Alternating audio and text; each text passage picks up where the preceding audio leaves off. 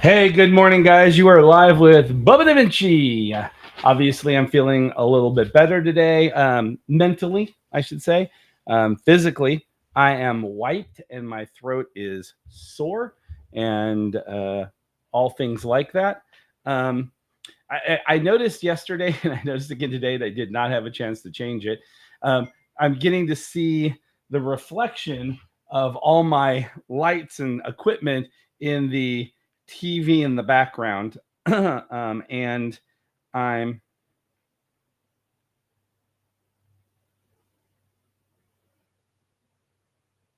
the I'm going to need to move some things around, is kind of what I'm saying.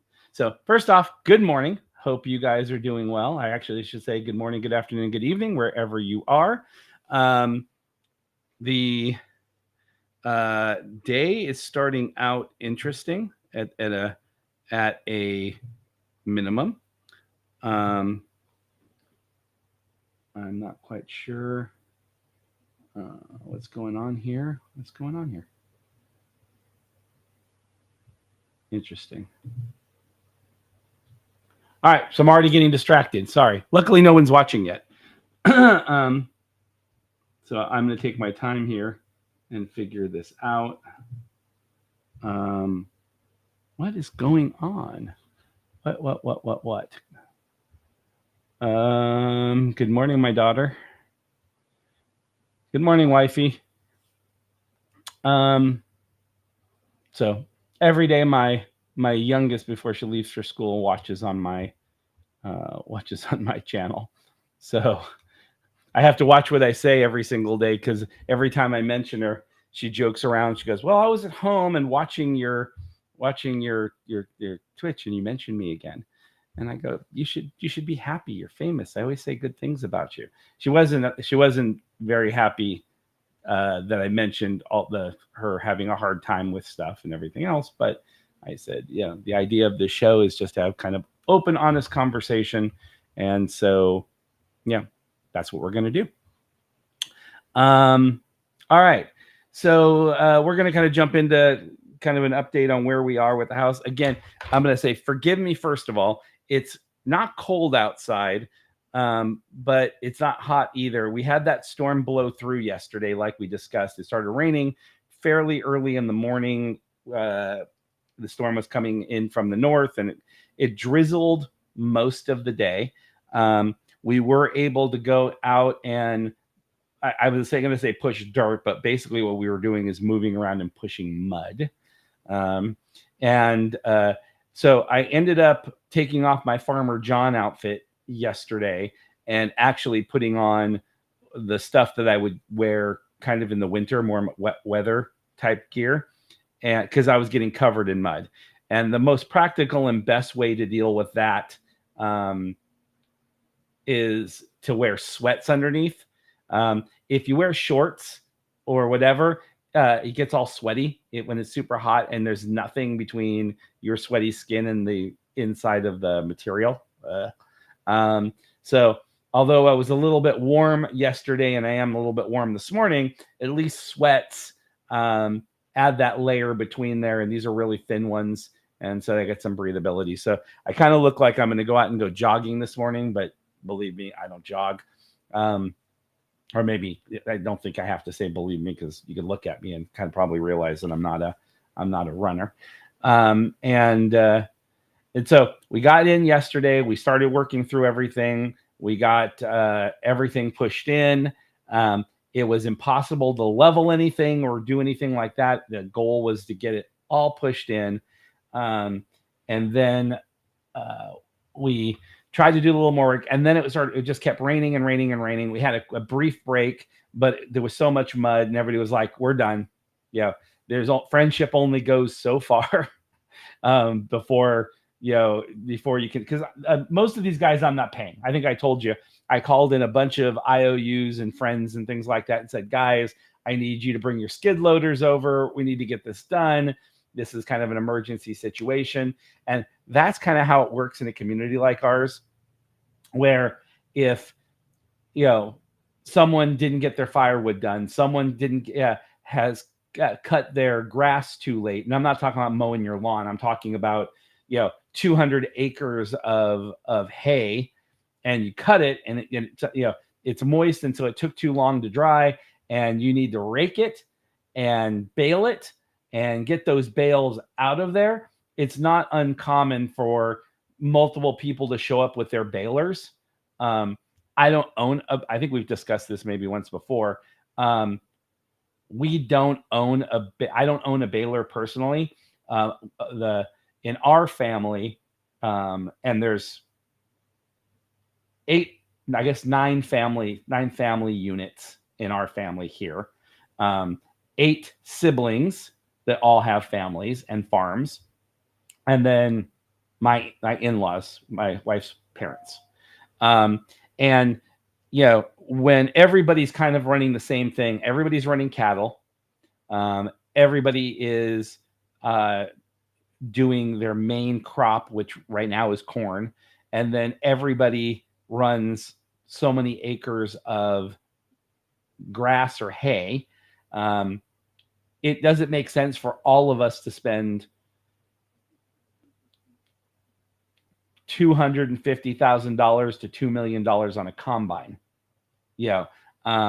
or $500,000 on a baler or whatever.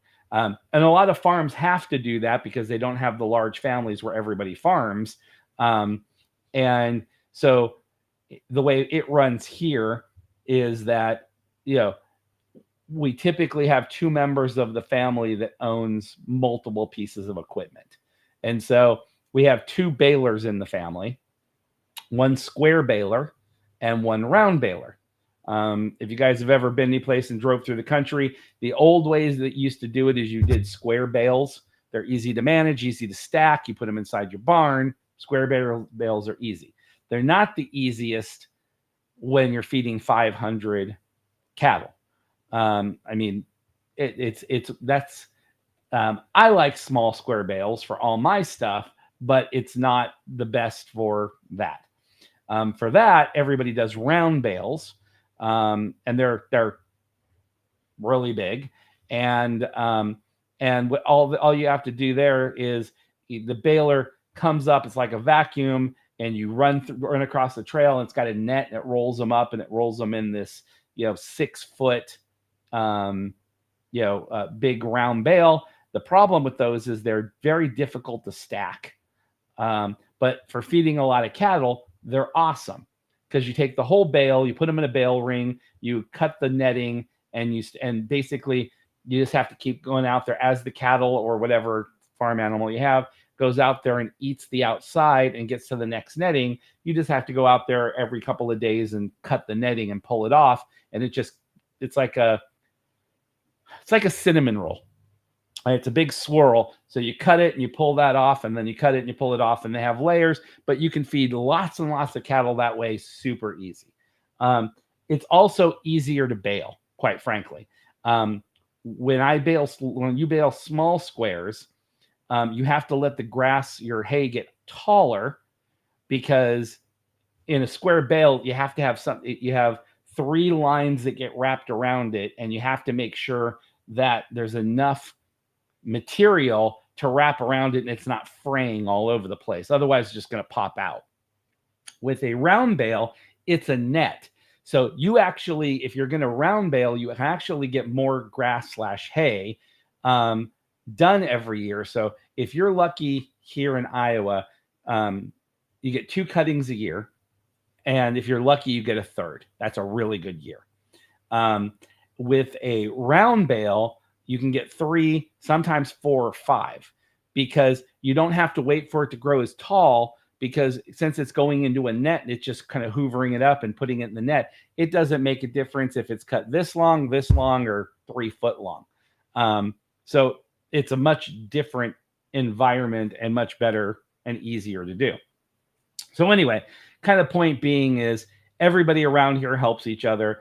Last year I wasn't streaming, but I would be talking to my employees, and it's like, okay, guys, I'm going to be, not available for the next 2 days. I'm going and helping a neighbor get their last load of hay in. And 15, 20 people out there, some people raking, some people running the other thing, some people going out and running loaders and picking them up and moving them. And and believe it or not, both when you're harvesting your corn or you're doing your grass or whatever you're doing, we run 24 hours. You'll see tractors out there at 2, 3 in the morning with lights on, and you're running out there and doing it because you not only have to get it out, but then you have to run it to the co-op, to the dryer and things like that. And right about now, vehicles are, you're going to have 18 wheelers lined up with their product trying to get it inside there. It's kind of a very intense 90 days, because if you wait too long and the first snow comes, you're effed. Right? There's a period between when the rain starts, like now, and it gets too sloppy to go out there and run the vehicles because they'll get stuck.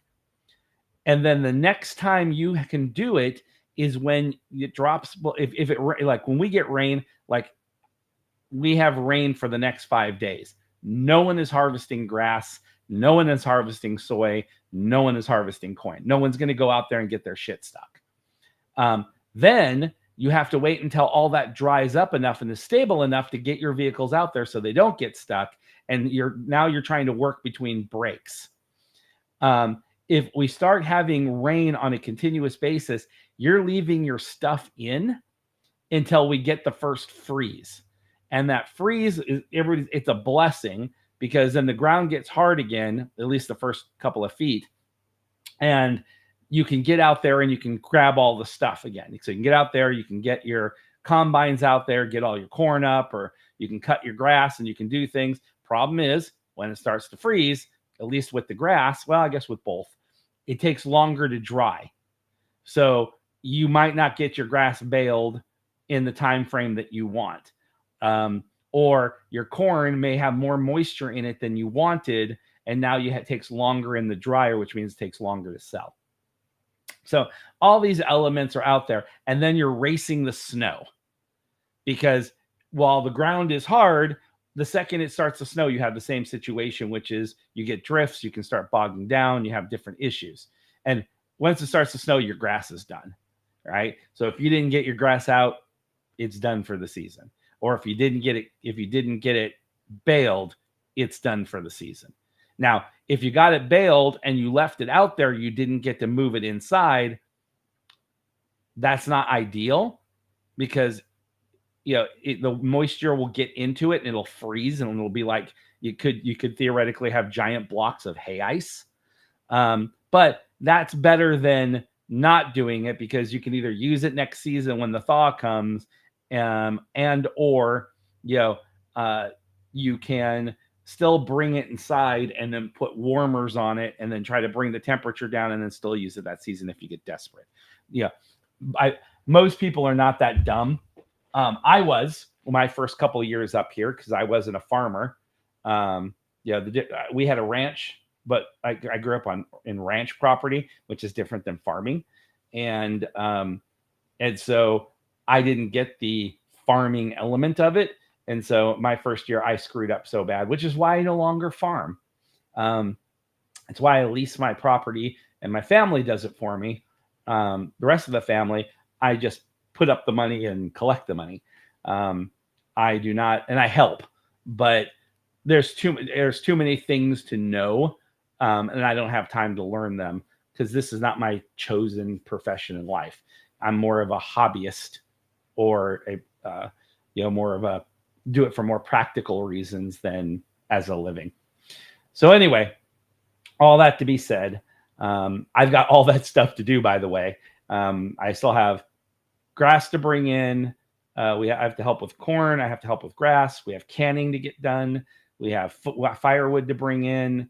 We are not winterized or ready for the winter at all. And it seems like fall is almost here, if it's not officially here. So damn. But as far as the house is concerned, we got that stuff back. Everybody gave up on me. They had their own shit to do because these storms were coming in. So they all left. And then this is kind of a good story and a sign of the economy. So I'm not sure if my Canadian friends and my Australian friends, do you guys know what Amish are? What the Amish are? So we live in Amish country. So Iowa and through a lot of the Midwest, we have a ton of Amish. Amish kind of start like around Pennsylvania and then go all the way across the Midwest for quite a ways. And Amish is they're a Germanic religion. They're Christians, but they're Germanic, and they believe in living a base lifestyle. They're the ones that you still see in movies, or if you've ever been around one, they ride in horse and buggy still. Their houses are not allowed to have electricity. So there's Amish and there's Mennonite. They're both come from the same root. So they live in communities. If you get one Amish to move in your area, they'll probably be more following, because they have their own churches, they have their own schools, their kids go to their schools or study in their own homes. They're a community-based system, so they have to have multiple of them. They only pay cash. They don't have credit. They don't have phones. They don't have vehicles. They don't have power. They don't believe in any technology. And they live off the land. So they all have farms. They raise their chickens. They, do all this stuff. But they are great laborers. They are skilled artisans. Because they do all that stuff by hand, they're often hired themselves out to do buildings, build barns, do all this stuff. Now, I will say that they will ride in cars. Here, the Amish, what they do is if they take on a big project, like I'm trying to lock down 2 Amish groups that will come and rebuild my barns next year, where it takes a contractor a month to build a barn. They can put up a barn in a week, because they bring massive groups of them. They do it all the time. They call it, they do what they call barn raisings, and everybody comes out there. One day the frame is up, the next day the roof is on, the next day the walls are on. Boom, you're done. And it's really fascinating to see. And so the Amish hire themselves out, and you kind of do that stuff. Now, when the economy's great, these guys are super busy. They barely have enough time to tend their own farms, but that's how they make their money. They're cash only. You can only pay them in cash. There's no negotiation. They give you a price, you do it, they get the work done, they move on. It's a good deal for if you have them around you. And like I said, once you do a deal like this, they will pay cash to people. There's a lot of people here that make their living driving them around. So they're not going to drive one guy around. If it's only one guy they're hiring and it's close enough, they'll just ride their horse over to your property. But they do jobs at pretty decent distances, and so they hire almost like managers, which would be someone like me. I don't do it, but you have a truck or a big vehicle that can haul their tools, and you have a phone. And what they do is when they do a deal, they give them your phone number, and then you take all their calls and manage their schedules and things like that. And then you drive out and tell them, and then you pick them up and haul all of them out there. And then you come back at the end of the day and pick them all up. You're basically transportation and management. So I've been trying to negotiate with these guys for several different projects for the last couple of years, but they're always busy. And yesterday, it's pouring outside and everybody's leaving, and I'm out there trying to put a temporary roof on. I told you I was going to build a frame off of that, get plywood up, just trying to cover as much of against the wall as I could possibly get done. And it's pouring out. And I was having a difficult time working by yourself on a ladder, trying to stabilize that and pull up, 40-pound pieces of half-inch plywood and get them up there, getting your measuring done, your cutting done, getting all that stuff done. It wasn't going fast or well, especially in the rain. And they drive a truck drives by, and there's a bunch of Amish in it, and they pull over and they said, "What are you doing?" And I told them, and they said, you know, if you would be interested, we'd be happy to go ahead and, you can hire us and you can do this. And I was like, I need to get this done today. And they go, yeah, we're good. Now, here's the thing is, most people don't want to work in the rain. They don't want to get wet. They don't want to get muddy. Amish are true farmers. They snow, rain, sun, whatever. A real farmer doesn't have the luxury. Like when I'm a hunter, I hunt and I fish. If I don't care if it's raining or it's snowing outside, you still go out and hunt. That's part of it. It's like, it's rain. People 100 years ago didn't stop moving or stop working because you had that. Now we have the luxury of I don't have to do that, and I don't like to get wet, and I'm going to go from my umbrella to my air conditioning car or my heated car and going to do this and this and this. But that's not, unfortunately for a lot of people, you still have to continue to do things. So I was like, well, I was trying to get people to help me, but nobody wants to work in the rain. They're like, we're here. They said, a couple of our jobs got canceled because they didn't want to work in the rain either. So if you're willing to work in the rain, we're willing to work in the rain. So I was able to hire them yesterday. And not only did we get the back porch roof built, but we got it covered in plywood, got tar paper down, and got shingles on it. It is done. I mean, we worked the entire day in the rain and the mud. We were so filthy at the end of it. But it was actually a pretty good time. But I was telling my partner Yi, who pops on here occasionally. Why is that? There you go. Telling Yi that my throat's even worse today. I feel like I'm even sicker because I was drenched all day and my feet are feeling horrible. I feel like I've got permanent trench foot. But it was so much fun.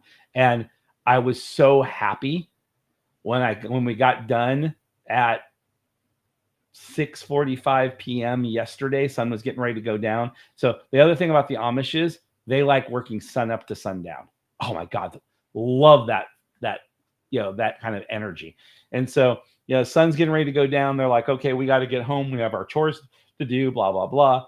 And I said, okay, well, I mean, we're done. I mean, it was the last couple of things to get done, but for the most part, we're done. So when the rain stops, now I just have to go ahead and bring in some more dirt, level that out, put the gravel down. And on that back side, I'm ready to put up a porch and start framing that one in. And that one's going to be the priority because I think I told you that becomes the mud room. And we got lots of mud right now. So that's going to be awesome. And they've agreed that if I'm willing to work in the rain, that on days they get called off, they will come over and they will work on helping me get the other 3 sides up. And when you have 5 of you, 4 of the Amish guys and myself, everything moves so much faster. And again, they're so skilled at it. It takes me a while to get everything measured and get it right. And these guys do this so much. They were just doing it. Now, the last thing kind of with the car is the same thing with equipment. Well, they can't own a car or drive a car, or they can't own electric equipment, A, because they don't have electricity on their property, but B, they don't believe in that stuff. If you have battery operated, gas operated, or electrical equipment they have no problem using your stuff. Their religion just says they can't own it and they can't have it as part of their lifestyle. But if you have tools there, they have no problem. Knowing this, I have basically 2 of everything. We do so much work on so many different things. I have two skill saws, 2 sawzalls, because if I get my brother-in-laws or anybody to come over, they don't always bring their tools. And when they go, oh, I wish I brought my tools, that's never an excuse at my house. It's like, oh, hey, I wish I could help you, but I didn't bring my tools. That's okay. There's a whole second kit in there. And then we bring all that stuff out. And man, so many people hate coming over my place because they know that's no longer an excuse. So, so I got up this morning in high spirits. I was able to open up my back door and look out there, and there was a roof over my head and a little deck area literal like that big that I could step out onto. and everything else. And it was nice. I'm not done. There's a lot of stuff to do. The other thing I was telling you this morning was, so it rained all day yesterday, and then about 8 o'clock last night, it came down. It was a torrential downpour. It was buckets. And so my daughter said, "Hey, Dad, I haven't heard the pump." So since we've moved up here, and it's gotten worse over the time, those cracks we were talking about in the foundation, our basement floods. So in the middle of our basement, the floor kind of slants down. We had to cut a hole about 3 to 4 feet deep, no, 3 feet deep, and about the size of a 5-gallon bucket. And in the middle of it is a sump pump. And what happens is when the rainy season starts, which is about 2.5, 3 months every year, about 6 weeks in the spring and 6 weeks in the fall. When you get really bad rains like this, the water was coming in the building through the cracks, coming into the basement. I'd get about that much water that flooded my floor, and it would go into the sump pump, and you have to pump the water outside so that you can keep your building dry. And we've been living with that. And so when it started, the torrential downpour got really bad, Jillian, my daughter, was like, "I'm going to go downstairs. I haven't heard the pump start." Now, when you're not in rainy season like this summer, and this would be our first really big rain for the summer, you go down and you turn off the sump pump. You don't want it accidentally getting turned on and burning out, so you just don't have it on. So somebody should have gone down and turned it on when we knew rain was coming, and it's got a little ball float. So when the water fills that hole to a certain level, the float comes up and it starts pumping. And if it drains it low enough, the ball falls down, and then it stops, and it's like a toilet float. That's how it works. And so we hadn't heard it come on. So her fear was, okay, I'm going to be walking down into 2-3 inches of water, and I need to go turn on the sump pump. So I'm like, okay, yeah, go do that. So she walked downstairs, and I hear, Dad, come down here really quick. And I'm like, oh shit, what happened? Did this stuff not hold? And I didn't know what was going on. So I barreled and just flew downstairs, got into the basement, and we're on the bottom step, and she's on the bottom step, and I'm coming down the stairs, and she's standing there, and she's looking, and she's like, the basement's dry. And when she meant this dry, it wasn't completely dry, but there was only little small streams of water kind of running to the sump pump. What we were expecting was what normally is in there. The entire thing has water in it because it fills up the sump pump and then backs up, and it goes, and the sump pump has to try to keep up. And we had so many cracks in that foundation and everything else. We were expecting it to be similar, but that shit that we put in there worked. It's like none of those, we didn't have those cracks anymore. They'd all been filled, and there was still a little bit of leakage, and it was from little cracks in the corner that were not part of the foundation wall, but they're in the bottom seam that didn't get done, that it was still coming up and getting into. But for the first time in 15 years, we didn't have flooding in our basement. It was so amazing.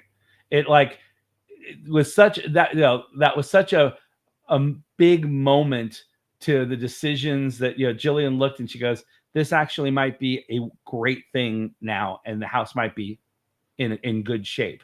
Because if we hadn't fixed the foundation and we hadn't had the foundation issues, we had been living with that flooding every year for 15 years because there wasn't a good way to get that fixed. The biggest solution was a company came in and said, we'll drill that hole so the water goes in there, put a pump in there. So we pump the water out, and when it catches up, you'll at least keep it under control. And it'll, and then you have to, just turn on your fans and your heater, and it will dry everything out. And that's how you live it. And a lot of properties here, that's exactly what happens. That's how you live. Not a big deal.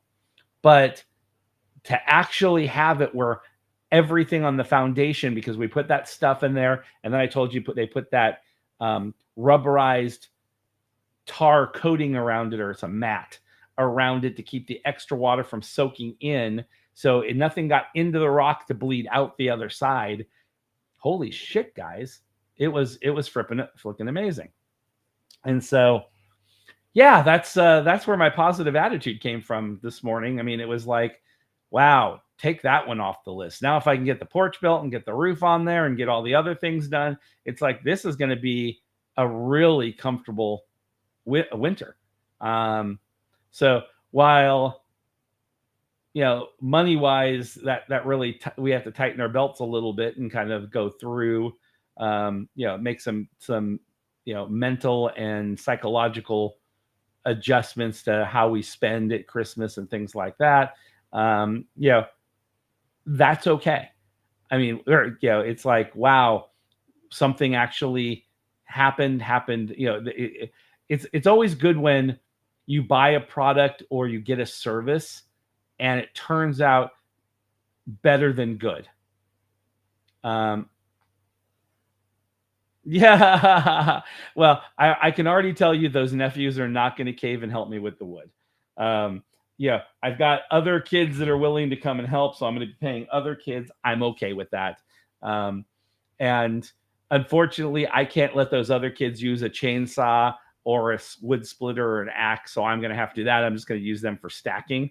But that's another problem, which is, I got to get all that stuff done and then do that before the wood gets wet again, because you don't want wet wood. So anyway, that's a problem for another day. I'm going to take the current victory that I have and just be satisfied with that current victory. Additionally, we made some decisions yesterday on how we're going to finish out this year and everything else. I know my team's on board. It was kind of hard hitting. As a company, we had plans on, execution and launch dates and things like that. The economy's not, like we've talked about, it's not doing all that great. So, instead of, you only get so many chances to do certain things with your company or with products. And for, us to spend money when everybody's saying that when in the market and people are saying that there's a downtrend, it's hard to make a decision not to rush. That's everybody's natural thing, is that we got to do it. You don't. It just means you have to reevaluate things and get everybody to see the same, be on the same page, and you have to work your way through it. So we're talking to all these vendors. We're going to work with them. We're going to help them as much as we can. We've got some plans out there. And so we're just going to execute a new plan. I'm feeling pretty good about that. The elections are a couple of weeks off. I mean, USA Today yesterday posted an article that, the early voting is starting soon in like 3 to 5 states. I mean, I never remember how many states that do the early voting, but and those states are like having panic attacks, and they're doing all these things. They're installing panic buttons, giving Kevlar vests, and or adding bulletproof glass to the facilities that are actually doing the elections, because they're so worried about election worker safety because of all the things that are happening. And I'm just like, again, what kind of world are we living in when you're an election worker? So you're at a post office, you're at a school, you're at a church, you're just taking information, and you're so worried that this is such a visceral, that's a dollar word, visceral. It's such a visceral process this year that they have to worry. They have to add panic buttons, Kevlar vests, and bulletproof glass to the people who volunteer. And usually these volunteers, at least in my area, are a bunch of retired ladies here at our voting place, which is at our church, which is at a church in the church basement. It's 6 ladies who seem to do it every single year. They're all retired school teachers, and everybody in town knows them. And they come every single year, and you go there and you show your ID, and they walk you through the process. And they're the sweetest old things, right? I should say sweetest things. The old didn't need to be put in there, but they're these sweet ladies, again, retired school teachers. And first of all, they're using folding tables. I mean, it's about as basic as you can get here. You walk in, 5 folding tables that are opened up from the church basement with folding chairs. You go to the first lady, you show your ID, they put in the information. It was just like 5 years ago that we got computerized. Before that, it was they'd go through, they'd get a printout, and they would go through on the printout and see, okay, you're Democrat or Republican. Here's the form you need. Everything was manual. And a machine was sent to them for you to put the ballots in at the end, and then that machine was picked up. So once you fill out everything, it goes out of their hands and it goes into a machine, and that's it. Now it's computers, and they scan your ID, and then you go to the next one, and your picture pops up. They confirm the photo with the such and such, and it's more of an updated thing, but it's still on folding tables. Then you still go to a pop-up table with this little blocker, and you fill out your thing, and you still go to that same machine that gets sent in, and you put your digital card in there, and it reports up and says you're done. And then there's always at the lady at the end that gives you the I voted sticker, puts it right on there, and you walk out, and that's it. To think about them being worried enough that they either have a panic button. I can't imagine any of these ladies being able to wear a Kevlar vest. The weight they would never be able to get up, or have to have bulletproof glass between them and the other people. I would feel horrible for them that there's that much fear nowadays about doing something as a volunteer service because the world's that crazy. So that baffled me. So USA Today was talking about an extra amount of money and preventative measures that were being taken nationwide to protect these election workers and make sure that they have a safe work environment. I mean, crazy.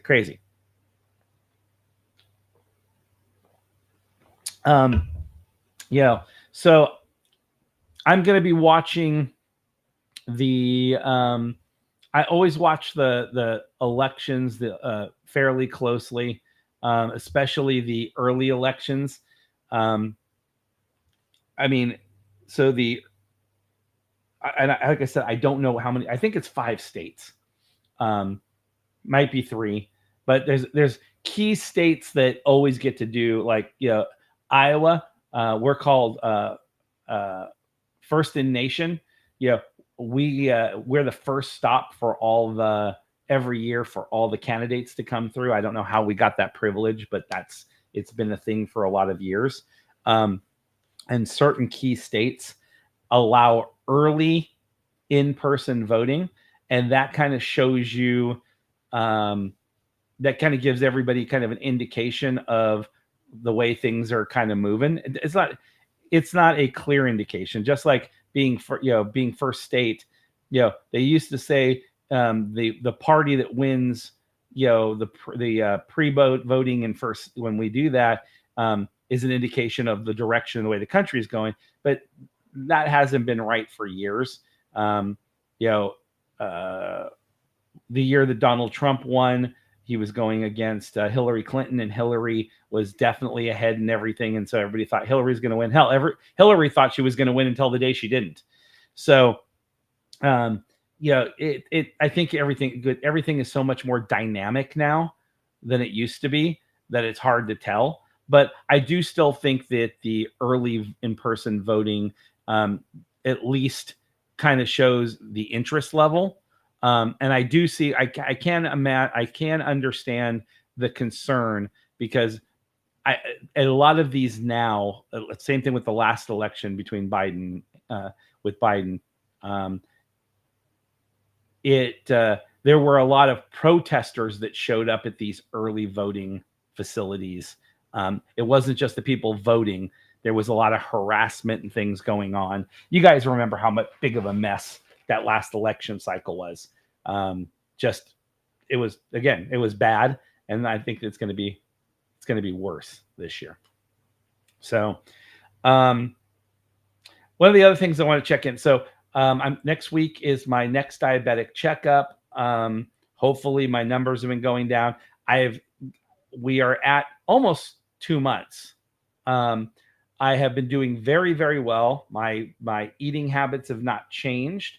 I'm still doing my protein shakes. I'm still doing that coffee. I'm still doing so. We will have 4 more weeks before I do my next AC1, which will be the true test on exactly where I am. We'll see how that looks. I mean, I've lost a lot of weight. I can feel it. I see it. I look good. I'm actually thinking about cutting off. Let you guys let me know. I'm thinking about cutting my beard a little bit, thinning it out and trimming it up more. Normally in the winter, I should be down to here by now. But for my family, because I think some of you guys have seen me, and if you haven't, you should go look on my old Twitter accounts and everything else.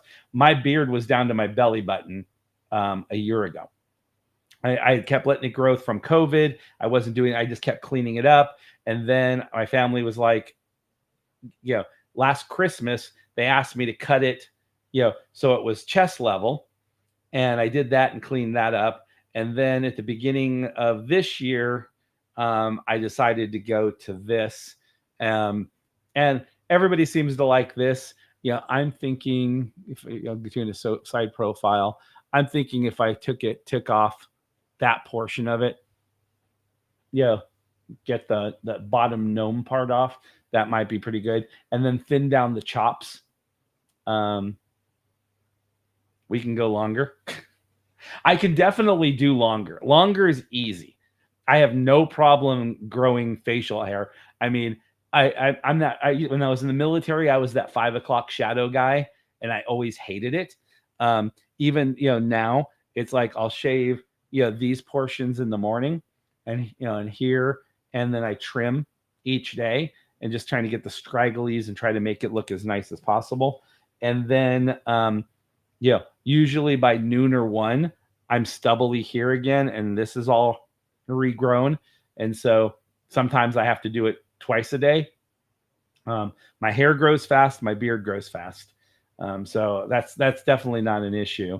But when I spent 8 years in the military with no facial hair, and then when I got done with that, I said I'd never go with no facial hair again.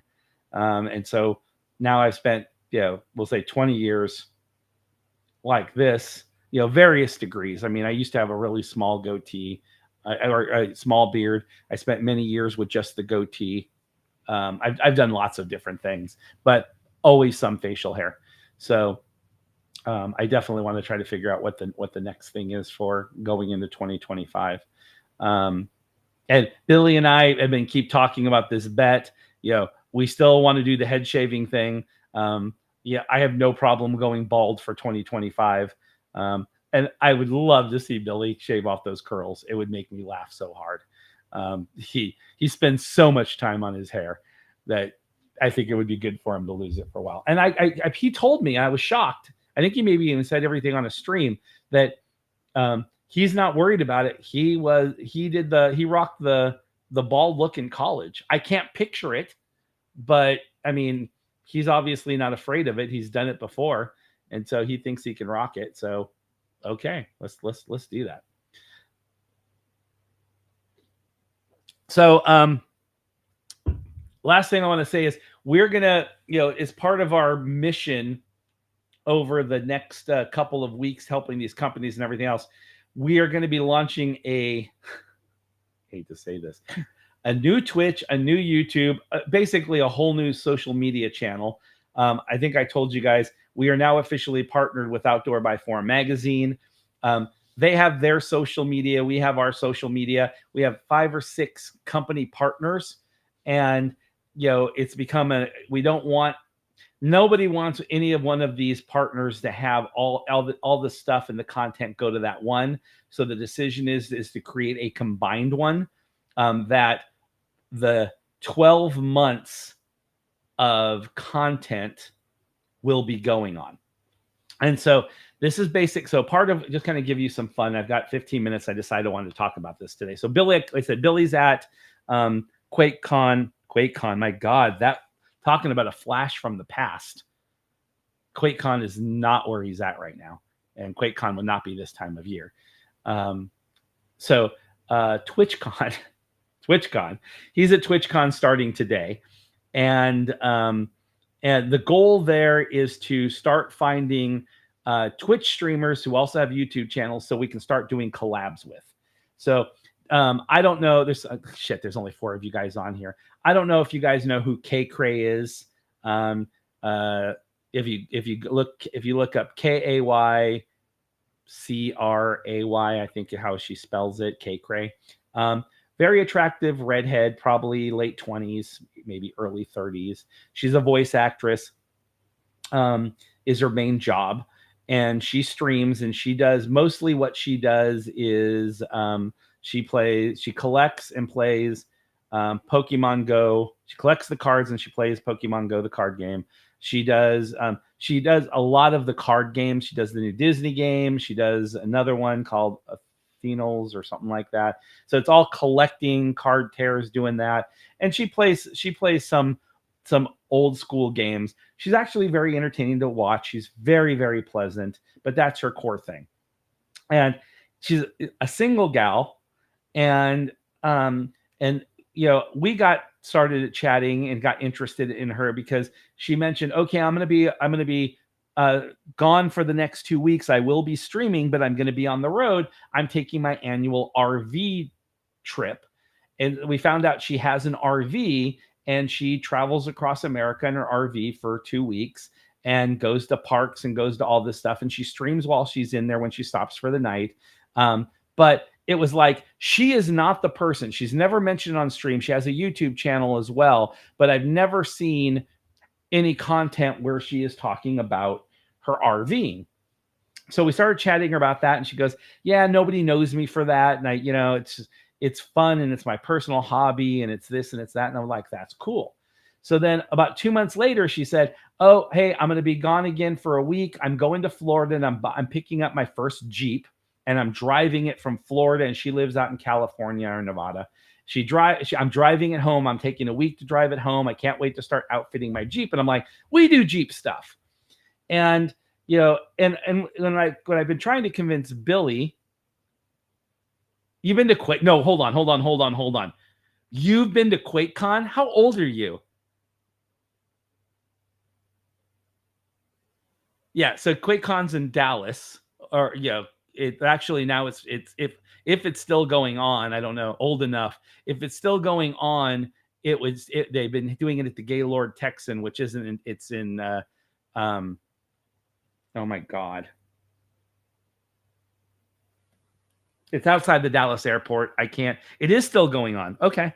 So that's a whole tangent for another day. But if you guys know my history, so I actually knew the guys at Quake, the game Quake, and all those games now are no longer owned by the original guys. So the original company who created the Gaylord Texan, that's where it's held. But I can't. Grapevine. Couldn't remember the name of the city that the Gaylord Texan was in. Grapevine, Texas. So the QuakeCon is an event that happened after, I owned and ran the CPL, Cyber Athlete Professional League. We were the first tournament league in the world. And our first game that we did when I first started doing tournaments 26 years ago now,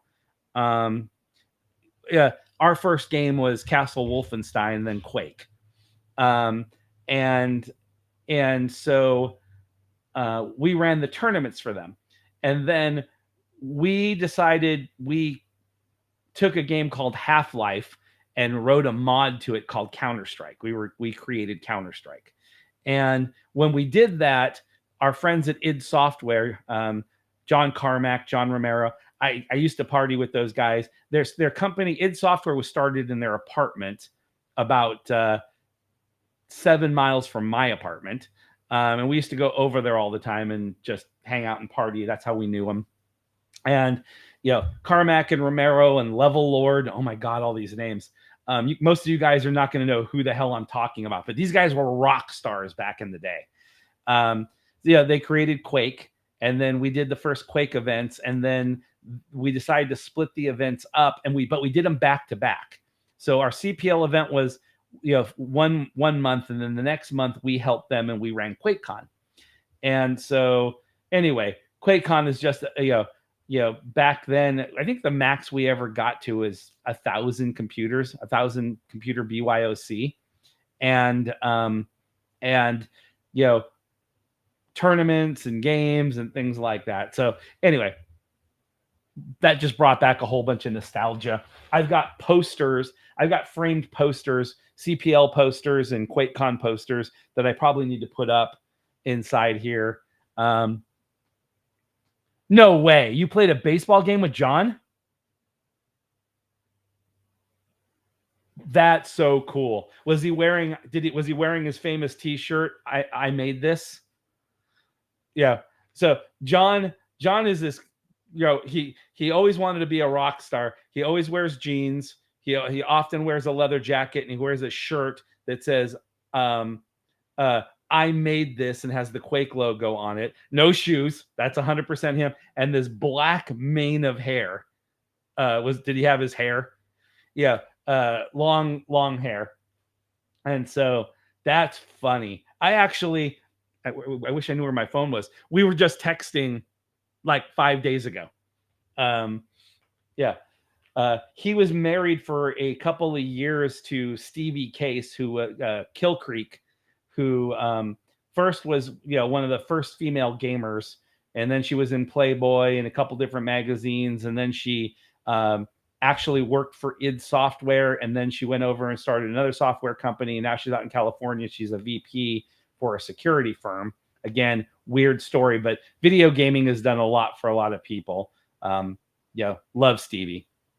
And she's no longer Stevie Case. She's got her married name now. But anyway, totally took that off track and everything else. So Billy's at TwitchCon, not QuakeCon, TwitchCon. And the goal is to find people like K-Cray who have hobbies outside of the gaming content they're doing, and to start collabing not only on the gaming content, because you want all levels to rise on your Twitch stream, but all of these creators are suffering because everybody's so one-dimensional. Because you get tired of seeing someone play the same game over and over again, but nobody is that one-dimensional.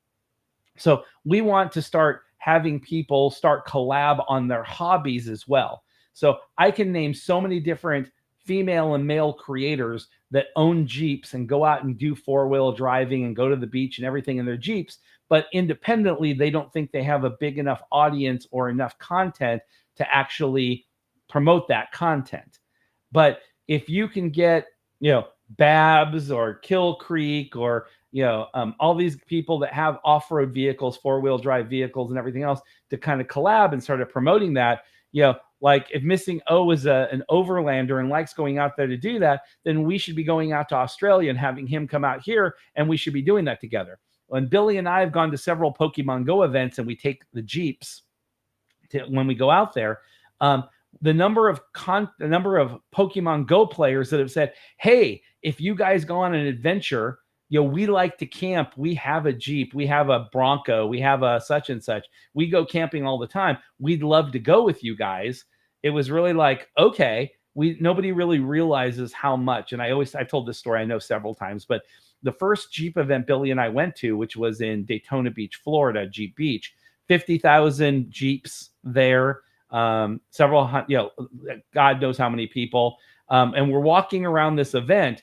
Billy got stopped several times going, Trainer Club. Now we're at what I would joke around, a redneck Jeep event. When I say redneck, Jeepers are a community. They're like a lifestyle, and everybody likes, it doesn't matter. They're not real rednecks. I mean, they're all walks of life. Some of these builds are $150,000, $200,000. They're gorgeous, awesome Jeeps. Look up Jeep Beach Daytona and look at some of the photos. And these guys spend a lot of money on their Jeeps. They're not rundown Jeeps that you're running through the mud, although they all have those too. These are like hardcore Jeepers.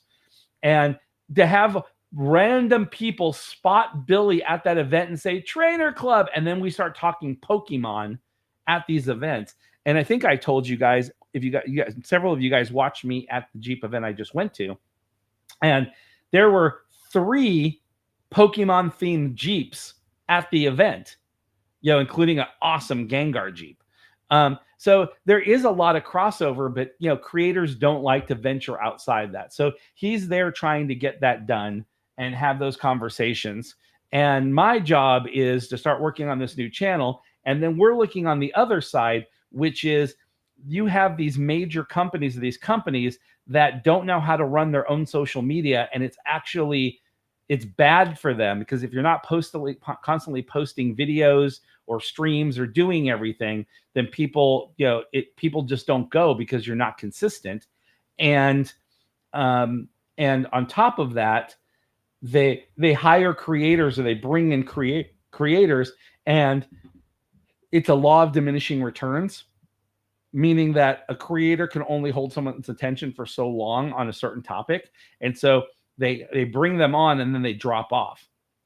So our thought process is, we'll create this channel, we'll do collabs, and like Missing O, if he's an outdoors Jeep guy, will get invited to shoot content and put it on this joint channel, which will link back also to his channel. So he doesn't have to create a new channel on his own.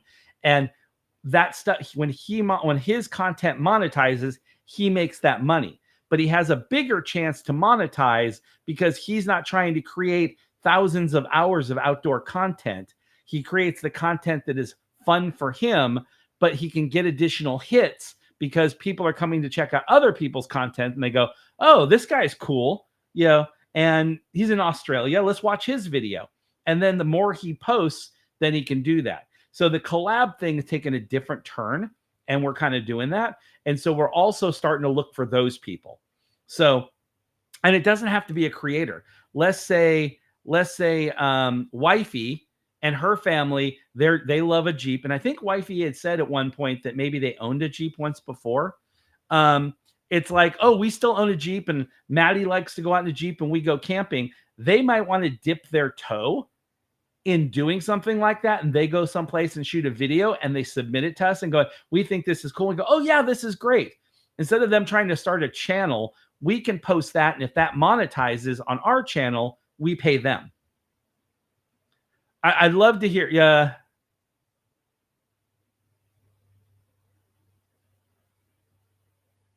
Okay. And my guess is, so did he create a second? So I'll post what Wifey said.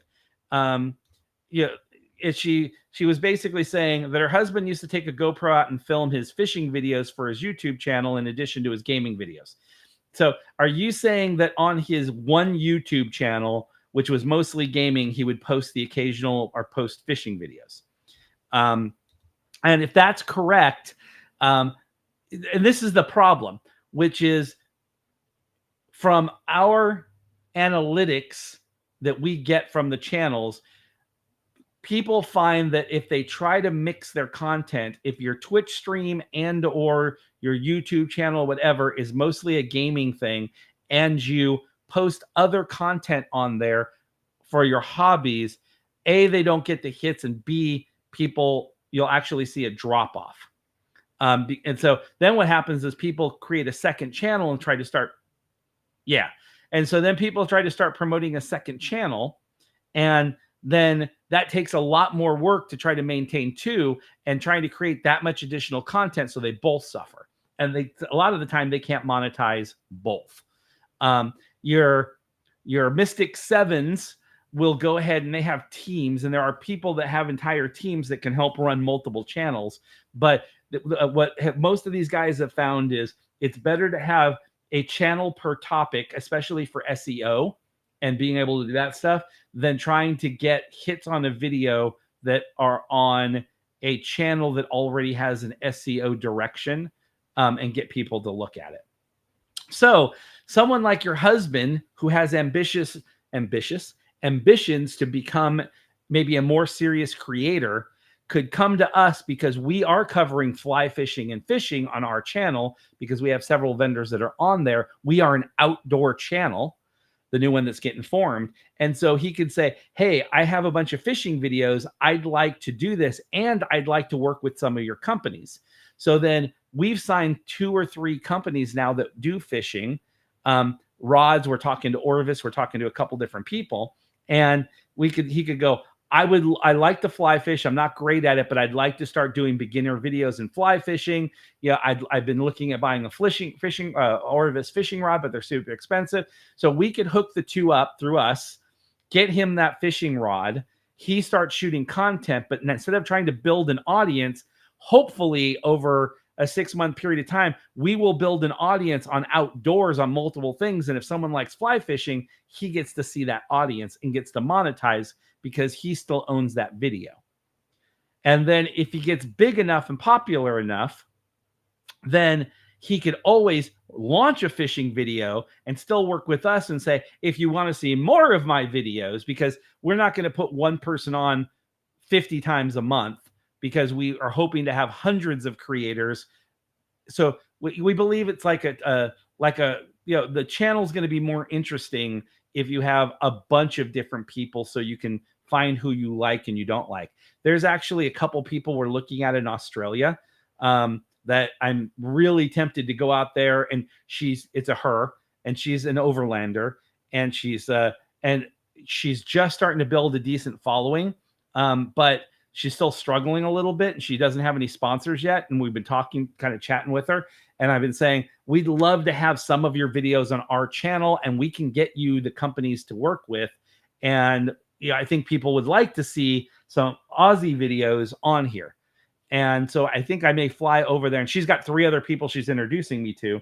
But fishing's big in Australia. I mean, camping's big in Australia. It's big in Canada. I mean, these are worldwide topics, and everybody's trying to build an audience. So why not build it as a collab and then start pairing it off, instead of trying to, if 100,000 people are trying to get each one of them are trying to get attention, that attention is divided during the build.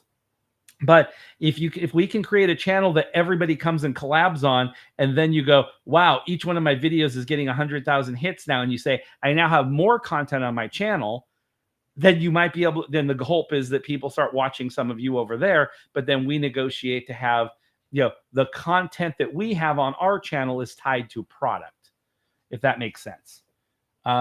So wifey, I'd love to maybe chat with your husband at some point, or have him watch one of these shows, or maybe we can do something else. And Missing O, I would like to chat with you here shortly if you have some time after I get off this stream. And now, because I'm 5 minutes over. If you let me know if you have time. We need to do our polls for today. I blame Missing O on pointing out that he's been to QuakeCon. That got me off. I swore I was going to be on time today, but that took me for a loop. If I've ever mentioned QuakeCon, unless I'm talking to my gaming friends, rarely do I ever find anybody that has a freaking clue. Yeah, DreamHack and QuakeCon. DreamHack is still really big, so more people know DreamHack, but so few people know QuakeCon anymore. So anyway, all right, let's do this. All right. I'm just going to flow through this quick. I'm not even going to call them out. We're just going to get to the meat and potatoes. Hoot hoot. I lied, so I'm already doing it. Gruben. Graveyard. I can't even see. Jolik. Looks like I can never say this one. Is it? Doesn't matter. You guys can't correct me. Lacey. I like Lacey. Oh, yay. We got, okay. There we go. Bing, ding, ding, ding, ding, ding. This is the common standard Lapras. So I found out yesterday, I was going to bring it up yesterday. There are 3 different Lapras cards in this set. So there's this one. There is, I believe, this one in a reverse holo. I'll find it out in a second.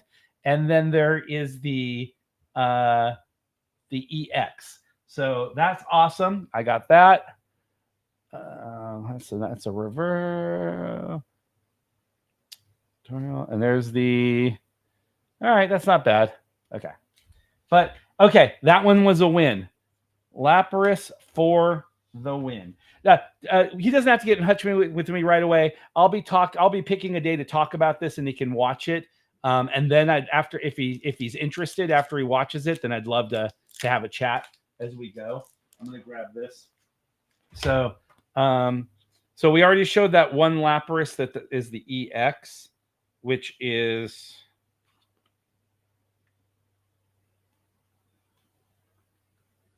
so here's one. So I didn't realize there were 3. So that's 1. Okay. And then I should have marked this, honestly.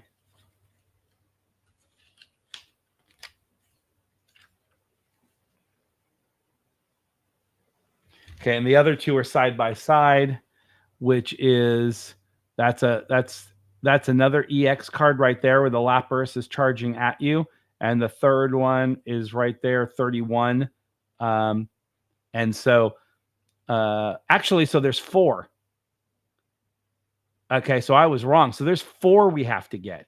So I'm looking at that. So there's, I believe in 31 shows that it's the card that I just gotten in a reverse, and then there's that one, which is the 2-star, and then there's the other EX. So if I want to fulfill my goals for Billy Boy, I'm gonna I gotta find 4 cards for him. The things I do for that man. And he didn't ask. He doesn't even know I'm doing this. So, but I think it's fun. So I am so happy that I got that card. I got to get going, and I want to talk with Missing if he's available. Are you still on, buddy? All right. Another graveyard. Okay, right on. Oh, man, I'm getting a lot of these imps. Yeah, that's awesome. I didn't get a chance to look him up yesterday. Oh, that's nice. Nice electric. I think I got this in a reverse yesterday. Okay. Oh, I think we got, I don't know if I got Mo Rotom in this reverse holo already. I'll have to look over there, or if I got it in a standard card. Oh, looky there. That's a nice one. I like that. That is attractive. Oh, nice. You can't go wrong with a Melmetal. All right.